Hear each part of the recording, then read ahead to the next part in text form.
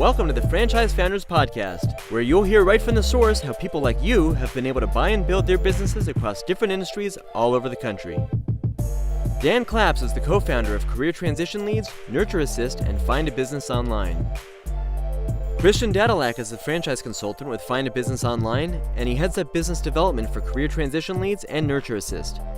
He also runs an independent franchise consulting business, The Franchise Guys.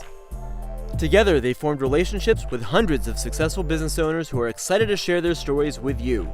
Now here are your hosts, Dan and Christian. All right. Well, hello, everyone. Welcome to the Franchise Founders Podcast. Your co-host, Dan Claps, here with my special guest today, Marietta Snetsinger. How are you, Marietta? I'm great. How are you, Dan? Good to see you again. You as well. I'm doing good. I'm always excited to have guests on. Never excited about doing the intros though, because I make some blunderings. But to give you guys a quick introduction of Marietta. Marietta is the founder and CEO of the Franchisorium, Ready Set Franchise, and she's extremely passionate about teaching entrepreneurs how to convert their already successful business to a happy, profitable franchise model through her system. And she draws on stories and experience from her many years in franchising, actually 25 plus years in franchising, to help the entrepreneur really navigate the franchise industry. She's an engaging and an energetic speaker. Marietta's goal is to share the best practices of successful franchise models and provide practical ways for their audience to apply this information to their own business. Nice to have you on. Yeah, great to be with you. I love talking about this business model. It's such a great way for so many people who are new to entrepreneurship, thinking about becoming an entrepreneur. What better way than to do it with a business model that's designed to help you do it, on your own, but not by yourself. Yeah. So let's start with 25 plus years. So, most people, they don't seek out franchising, in school or college. It finds them. So how did you get started? Yeah, that's I totally can tell you the moment. I know where I was driving on the highway, having a conversation with a gal. We were talking on the phone. This is way back. I had a bag cell phone. So I'll tell you, you probably weren't even born then. But we were talking about what she did and what her job was. And she was actually in the role of a field consultant with a really well-known Canadian franchise organization called Tim Hortons. And some of your listeners may have heard of that brand. And I thought, oh my gosh, that's what I want to do. And lo and behold, I ended up moving to Ontario, Canada, and from the east coast of Canada. And I was lucky enough to land a job as a field consultant in a very well-known Canadian brand called M&M Meat Shops, or M&M Food Markets now.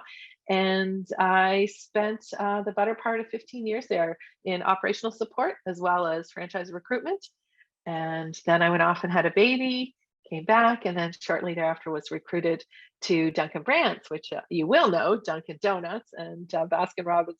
And I did development, recruitment, and sales for them for Canada for a number of years. And lo and behold, I, about 10 years ago, left that organization and started my own consultancy. And this is where I've been ever since. 10 years of doing this franchise consultancy business after a career in one of the most established franchisors. Yes. Yeah, totally. And when I first started my business, I was kind of doing everything, helping emerging franchisors, coaching franchisees, coaching operations teams for franchisors, speaking with franchisees about what was successful for them, and then helping franchisors really get clear about what they needed to do. So some of that performance improvement, and the last probably 3 or 4 years, and always through that time was doing bigger projects in the conversion space. But about 3 years ago, I guess, or 4 years ago now, I really went wholeheartedly into that space. So working with folks who have a successful business and are really wanting to get to convert their business to a franchise and get FDD ready. And that's really what I do today. That's what my core business is. Gotcha. Leveraging the background. Well, I have some interview questions prepared. Okay. ready to dive in. What would you say the factors are to contribute to a strong and successful franchise partnership in your experience? Yeah, I think first of all, the franchisor really has to understand what their role is and what their responsibilities are going to be within the relationship. And they need to educate their franchisees around who's going to do what. So really having that clarity. And at the end of the day, I'll say it in very easily, it needs to be both of them attracting and retaining customers, satisfied customers who will refer others. It's a partnership that is based on ensuring that more and more customers are using more and more of your products and services.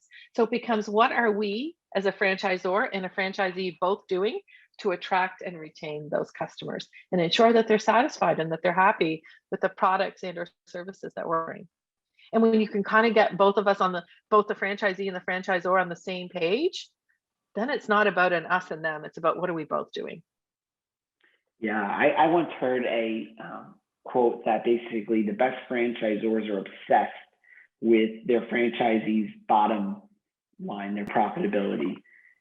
They obsess over that, and I think of it in my experience is, I don't have franchisees, but with employees, I'm obsessed with them making money. I want to see them make as much money as they can. I've been made fun of that maybe.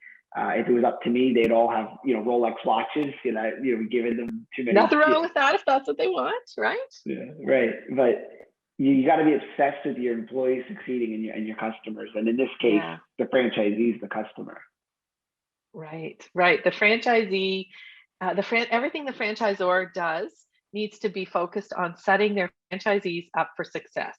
So, from the profitability to the customer delivery of the products and or services, innovation that the franchisor is going to provide to those franchisees so that they can remain sustainable, enduring. No one wants to be in a brand that, becomes irrelevant. And we've all heard the Blockbuster story where, the product, the franchisor and they weren't able to stay current and keep current with a product that was still in demand. And ultimately, they ended up failing. So, when you see franchisors innovating and, franchisees have to know that the franchisor should be a subject matter expert in their particular area. And they're going to do some of that research for the franchisee so that they are, ahead of the curve and almost able to predict what the customer needs before the customer even knows they need it or want it, creating demand for it. So an example of that might be, like you think about the QSR business and, the breakfast space, for example. So maybe it's a burger concept, a Wendy's who traditionally has had a lunch and dinner program, but now, understanding there's a demand for a breakfast and they're able to innovate and provide a product to their franchisees based on the consumer demand for it. So innovation like that for a franchisee. And that's something that if you're in business for yourself, by yourself, in a non-franchise business, you may not have access to that kind of innovation and technology to know, or trend even to know that that's coming down the pipeline. Interesting. So, listening to the franchisee and being involved. What do you see? You're working with lots of emerging and potential emerging franchisors. We talked about what makes a good one. But what do you see? What are the common mistakes you see potential and emerging franchisors make? Yeah, I think it's underestimating on many different levels. Underestimating how much time it's going to take for them to, retain their first franchisee. Underestimating how much of their energy and resources are going to have to go into actually even creating the franchise offering.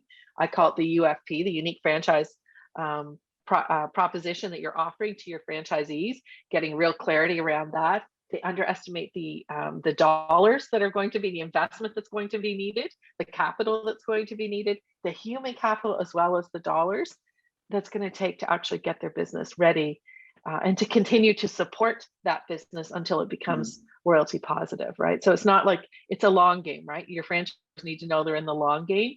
This is not a lay on the beach, get rich quick type of business model. It really is based on the success of your franchisees. And if you can ensure, and you're really committed to those early franchisees, especially early on, being successful, that's going to help you create that momentum to keep going forward. But it's often underestimated how long it will take to get that first franchisee, to get to royalty positive, the capital, human and financial, that would be required. Gotcha.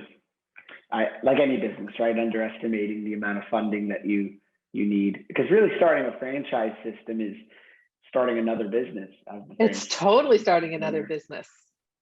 Totally. They absolutely are starting another business. So even underestimating their role as a franchisor, they're actually stepping out of the day-to-day operations. They're stepping into a leadership role as a franchisor. So even understanding how they as a franchisor are going to need to evolve, removing from day to day, now leading and actually teaching others to do what they've done in their business versus being in the day to day of their current or initial operations. Right. And understanding. So they come to you, they want to franchise their business. Mm-hmm. My experience with working with someone who wants to franchise their business is they think this is the next Orange Theory, this is the next big thing. Yeah. And oftentimes come to the marketplace to realize that they really enter the big leagues of business. How do you help them determine if they are ready to franchise or not? Well, it's what you said very early on. It's all about the profitability. Franchising your business is not going to make it profitable. It needs to be profitable. In fact, it needs to be exceptionally profitable or highly profitable, more profitable than other businesses in the same space, because you have to have that extra cushion or room for the royalty that's going to ideally be remitted to the franchisor. So it all starts with exceptional profitability. Oftentimes that means that they've solved a common problem within that particular business. Maybe, often it could be, maybe it's around supply chain, innovation around product. Maybe it's they've solved a problem around hiring folks or retaining, maybe it's around that human capital piece, which so many franchisors are struggling with today, finding enough people to be able to actually run their operations. Perhaps they've solved a problem around that, but whatever it is, they've got a proven business model that is exceptionally profitable, and now they're able to duplicate and share that with other people who want to join their business.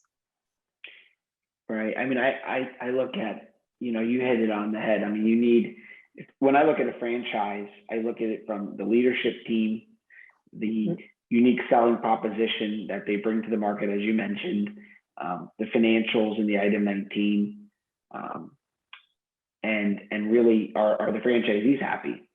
Are they? Totally. Well, in the case of when they are a franchise, in this. Yeah, and are they making money?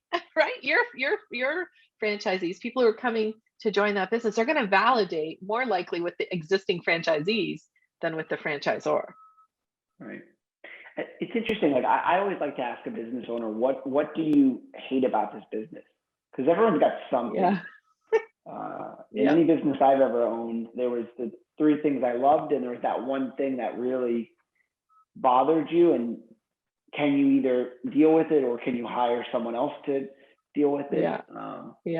Can you live with it, right? Like, is it a barrier to you proceeding or staying in the business? And sometimes the answer is, if it isn't, maybe it's time to even leave the business, and then I know this isn't, that's the whole other, that refranchise space. So it's a whole other. And, as a franchisor, there is often a certain amount of career counseling that kind of comes with that, right? That sometimes it's time for people enter and leave franchises fairly often. Most franchise systems would have a certain element of their franchisees who are ready to exit, and a good franchisor has a solid exit plan for those people, or will help them. Yeah, we were talking about this before we started the episode. If I think about being a franchisor, you have to be okay with someone coming from a totally different industry, probably never owning a business before, but telling you, who's been doing this business maybe 20 years as the franchise founder, that you're wrong and they know better than you, and you have to figure out a way to listen to them and then still get them to believe in buy into your process. That's not for everyone. No, totally. In fact, what I'll say to someone who's thinking about that, and I've talked to tons of friends, colleagues, I've been at many franchise shows, and I'll say franchising is not for everyone. It really isn't for everyone. If you're highly entrepreneurial, you're probably going to be really unhappy in a franchise system. You may find the confines of that franchise system are just not for you, and you probably would be better off to go and start Bob's Burgers versus, joining a Mhm. McDonald's. And that's a win for everybody if that's the choice that you make, right? So I think you're right. Like, I think even going through the recruitment selection process, which I've done with many franchisees, it's really educating them and helping them understand, managing their expectations again over roles and responsibilities, what's going to be their role and what's going to be the role of the franchisor, and understanding this is what I signed up for. No one holds a gun to your head to sign a franchise agreement. This is what you signed up for. But I do think the onus is on a franchisor to make sure that they are properly educating the leads, the prospects that you bring to them around the franchise. First of all, around the franchise business model, generically understanding what a franchise is, because the people who come to see you early on, there's an education that has to go with that, right? They don't necessarily understand the model right off the bat. And I think a good franchisor is going to help them learn a little bit about the model and a little bit about the goals and motives of that person before they even start talking about the offering they have as a franchisor. Mm. I find franchisors, there's this way of presenting owning a business as it'll be semi-absentee, no problem, hire a manager and go to the beach. And Yeah, don't get me wrong, you can build that, but I find that, you need to be realistic that that will take time. for sure. Even if I'm not saying you can't keep your job and start a business, but you're going to have that call on a Sunday that, you don't want Yeah. to hear your manager's quitting, or you're going to have that problem customer. Mm-hmm. If you're doing it remote, that's fine, but it's going to be a part of the first few months or years of your business. And I think that's a really great point. And I think that, when you're first joining a franchise as a franchisee, and especially with emerging franchisors, your right fit franchisee, that person's going to evolve and change as your brand evolves and changes, right? So you look at a Dunkin' Brands, they're not probably interested in someone who doesn't have QSR experience, who doesn't have, a high net worth, and is able to commit to opening 5 locations, right? Whereas a smaller, new emerging franchise system is probably looking for, what we would call like the mom and pop, the owner operated, where, you're in the business every day, especially in the early days, because you're building the business, and eventually, you'll be able to maybe replace yourself within the day-to-day operations, and maybe you can go on and have a multiple locations. I mean, that would be the ideal game plan for most franchisors, is to have a franchisee with multiple units. That's definitely what makes the most sense. But in most brands, I mean, again, it depends on the brand, the size of the brand, the intricacies, and the system. But for an early emerging franchisor, it usually is that mom and pop, and it's probably their first foray into becoming an entrepreneur, into to getting into business for themselves, like taking that experience that they've had, whether it's a corporate or corporate experience, some of the skill set that they've developed, and now taking it and using it for their own wealth generation or their own skills. What do you, so let's talk about that for a moment. Yeah. One of the experiences that I like to think about is, no matter what, and there's obviously outliers, but usually stages of your career, people kind of do have patterns, right? Yeah. So I like to think about myself when I was earlier in my career, and I'm still guilty a little bit. I hope it'll more and more I'll rid myself of this, but guilty of moving too fast, too aggressive, too fast, not as patient. Yeah. As you get more seasoned, you start to, I think, usually acquire that skill more. With that, though, someone who's seasoned in their career may not want to get as gritty and hands dirty, And so I always think about, when we're talking to candidates in the franchise development side, they'll say, well, I've been managing employees. I have a team of 100, right? And that's great. Those skills are transferable. But keep in mind, you were managing executives, or now you're going to be managing maybe teenagers in a fitness location, or Yes. What do you advise to franchise candidates in that scenario? I think that they need to be really fully aware of what they're getting into.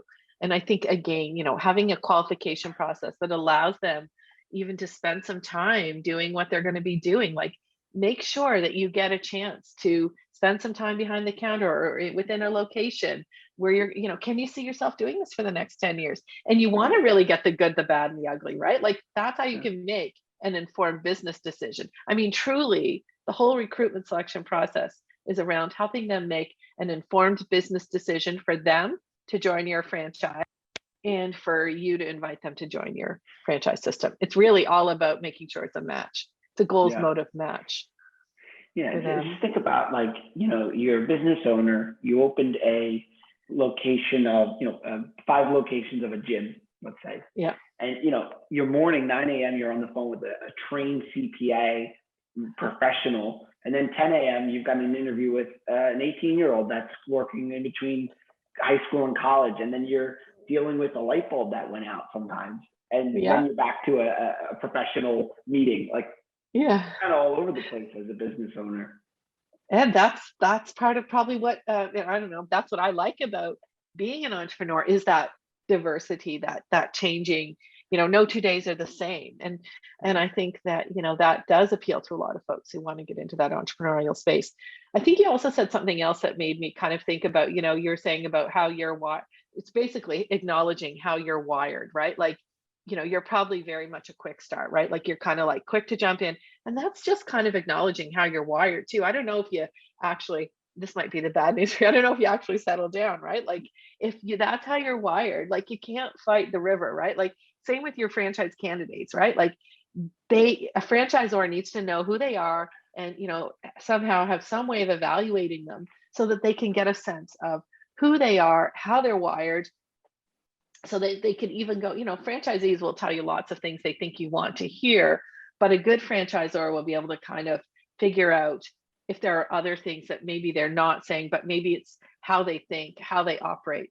So kind of having a way of knowing, what's your true essence, what really does get you excited, and how are you truly wired? Acknowledging that and working with that, not fighting it. I couldn't agree more. It's controversial, or people, often don't think this way, but the reality is if you're weak somewhere, you can obviously improve it, but don't focus too much on it. Focus on where you're strong. I think a lot of entrepreneurs, they are, they're visionary, they're big picture, they're relationships, but they're futuristic. Yeah. All of those. Yeah. And then they can find someone to complement that. Yeah. And in a franchise, I mean, you want them to be, I think about it as that, and you're describing a true entrepreneur. I think a franchisee is an entrepreneur. So there's someone who gets that there's a big picture. They're not interested in creating the big picture. They're more interested, and I look at the wheel analogy where, you think about a wheel, right? There's spokes on a wheel. So the franchisor is going to create all the spokes and all, like how do we attract customers? How do we market? How do we do our branding? How do we create products? They're creating the wheel and all of the spokes. The role of the franchisee is actually to truly do that, roll it out in their local market. The franchisor is probably not looking for them to add spokes or change up the spokes on the wheel. They want someone who can actually jump into the business and learn how to do. I think the most important piece of it is generally local marketing, right? Like how can you build relationships in your local market and build awareness of your brand in your local market, loyalty in your local market, attract customers from your local market who want to do business with you. And it's really about how well can you take this proven operating system and implement and execute in your local market. You don't even need to create it. You're just implementing. How good of an implementer are you? Yeah, ability to execute on a plan and follow it. Yeah. As opposed to spending all your time and energy creating it.